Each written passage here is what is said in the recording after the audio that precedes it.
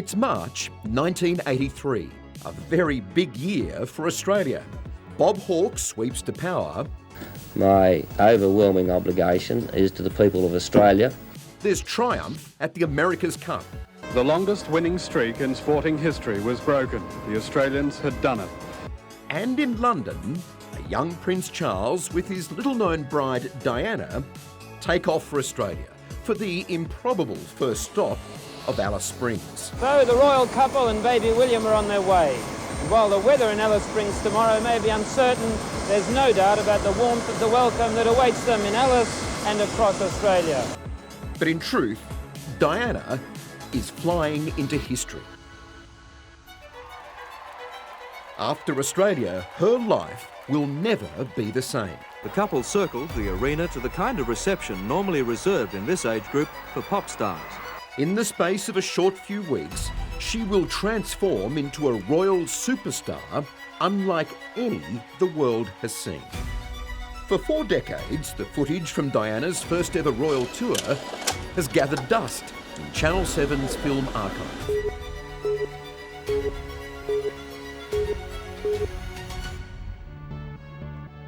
The footage that you have, it's unique because it captures the royal tour literally on the cusp of enormous change. A time when perhaps she and Charles had their last best together. But I know that tour, they were very much in love. I was there, I watched them for that long time. Her incredible public story, which ended so shockingly in a Paris tunnel 14 years later. The Princess of Wales died in a car crash in Paris, uniting the world in grief and disbelief. In many ways began on March the 20th, 1983, a brilliant rain-washed morning in Alice Springs. The Prince and Princess emerged showing no sign of the long flight and obviously well educated in the right sort of clothes to wear in Central Australia. And I remember Alice Springs when they arrived, you know, it was an amazing day. Legendary Fleet Street photographer Arthur Edwards had taken the very first public photos of Diana just 2 years before. You know, she was different, and she was the breath of fresh air the royal family badly needed at that time. On that distant tarmac, the first hint of what would make Diana different from any royal before. And then the moment more than 100 reporters and cameramen flew from all over the world to see the public debut of 9-month-old Prince William, second in line to the throne.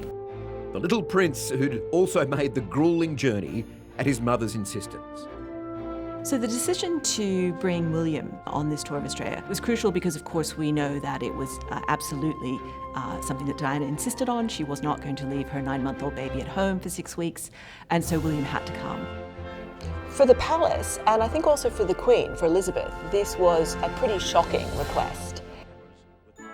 Associate Professor Cindy McCreary says Diana's tour down under defined her place in the royal family. Absolutely. I think Diana pushed and indeed broke all the boundaries and all the expectations of how royals would behave. It was their first time outside Britain together, and no one, least of all Charles, had any real idea how Australia, or the world, would take to his young wife, then nicknamed Shy Di. And it didn't start well for Charles in Alice Springs.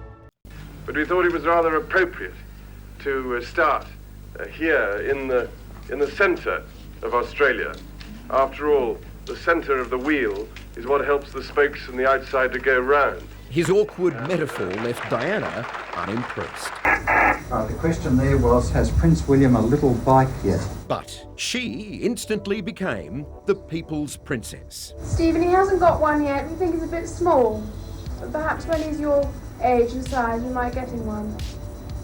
Jamie Smith out at Ayers Rock, you have a question.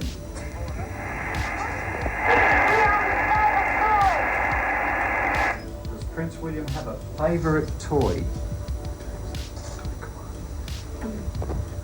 Jamie, he loves his koala bear he's got. But he hasn't got anything particular. He just likes something with a bit of noise. And here at the airport, as elsewhere, she displayed the rapport with children for which she's become justly famous. Certainly Diana with children, I mean, she was like a star, you know, she became a child, she would squat down, and no member of the royal family did that before, actually squat down in front of a child and hold its hand, and she was amazing like that. The tour, some royal commentators in Britain said might be a flop, took off. The couple circled the arena to the kind of reception normally reserved in this age group for pop stars. Ironically, Charles became the first royal to witness the extraordinary phenomenon unfolding, as Diana attracted bigger and bigger crowds. Remember that in 1983 they've been married less than 2 years, and while of course he's aware that Diana is popular in Britain, that, you know, her face is gracing the covers of women's magazines in Britain, Australia and elsewhere, this is the first time that he's been on a major tour with her, and of all places Australia. And it must have made him feel somewhat annoyed to have her take what he would have expected to be his moment in the spotlight. By the way.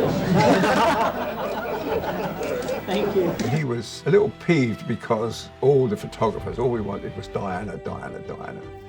In Sydney, I remember the press secretary saying to me, "Will someone go and work with the Prince?"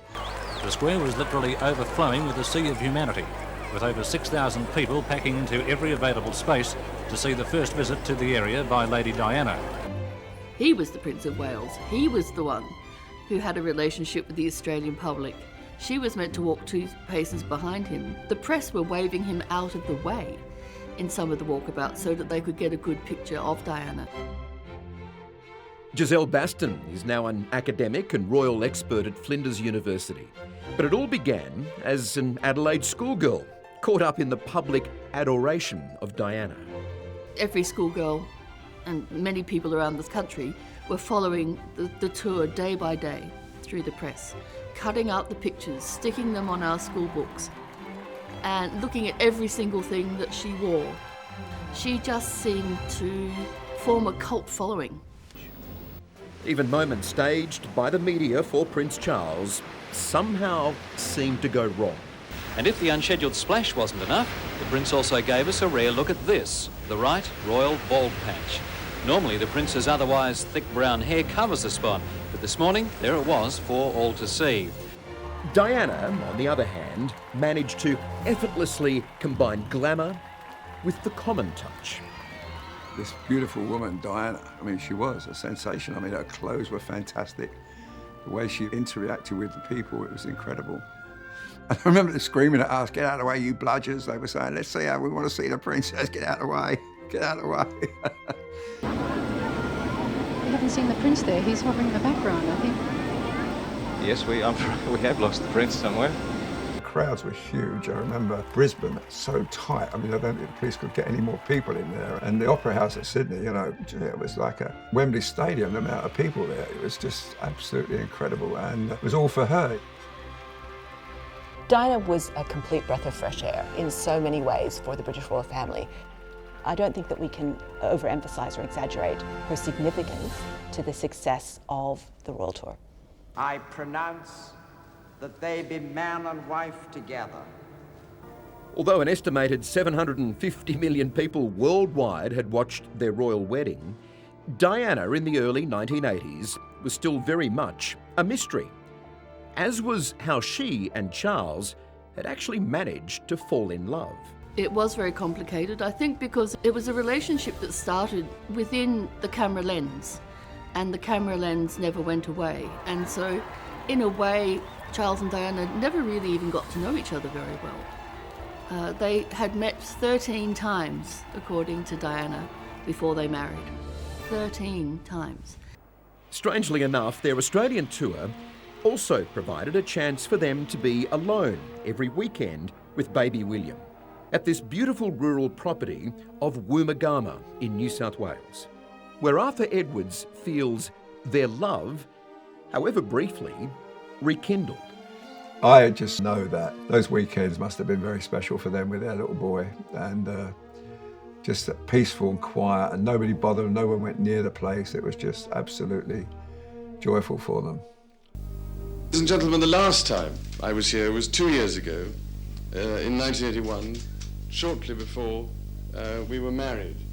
And at that time, everybody was saying, "Good luck," and I hope everything goes well, and how lucky you are to be engaged to such a lovely lady. And my goodness, I was lucky enough to marry her.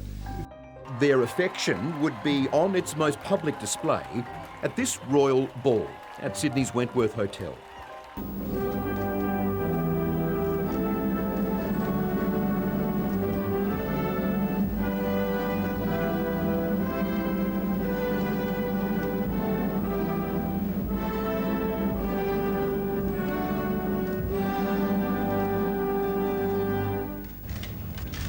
With the anthem over, Charles and Diana took to the dance floor. Then, for a moment in time, they were in a world of their own.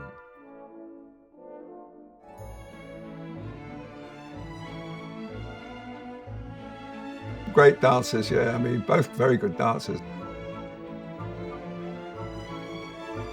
It was the first time ever we'd photographed a member of the royal family dancing for a start, you know. We would never get to see that.